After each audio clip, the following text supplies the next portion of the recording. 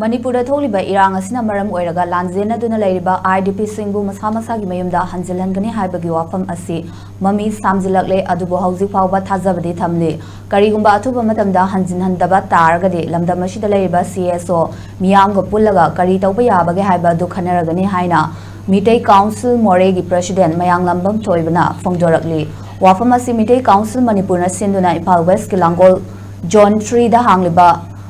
Alternate Housing Complex Relief Camp ta pangthokiba Mitei Council Manipur gi kuntrani thu shuba mapok kumonga mari leina fongdokhibane em thoibana makha tarduna haikibada me ahumdagi English nganiga kolumdoidagi tholakhiba lan aduna maram oiraga lanjena duna tongan ba mafamda hangba relief camp ta laiba khudimang punminna bagaloina Mitei Council Manipur gi mapok kumon asige tanza lauraga IDP singi masa gi mayumda hanjilhangani haibagi matangda wafam kaya khanakhi Loinana India government na March ta phawbugi manungda IDP sing masa gi mayumda changhalani haibagi thajaba pirakkiba adu haujiksu IDP singna nongmadi hanjilhangani haina thajaraga leire adubu wafam adu haujikti mami samlakpa ubada kari tawba yai haibagi matangda khananaba tanja lawminabani Loinana haujik leiriba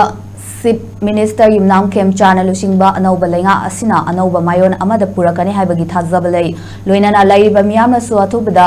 Changhannaba request tauri karigumba hariba wafam asi thawaidaba athubada changhannabagi khongthang paikhalakta taragadi CSO miyamga pullaga kari tawba yabage haiba khanagani haikibaga loinana iramdam asi yam pikshila e aikhoi punna gyan taba wakhal taminaba matam oire haiba wafam thamki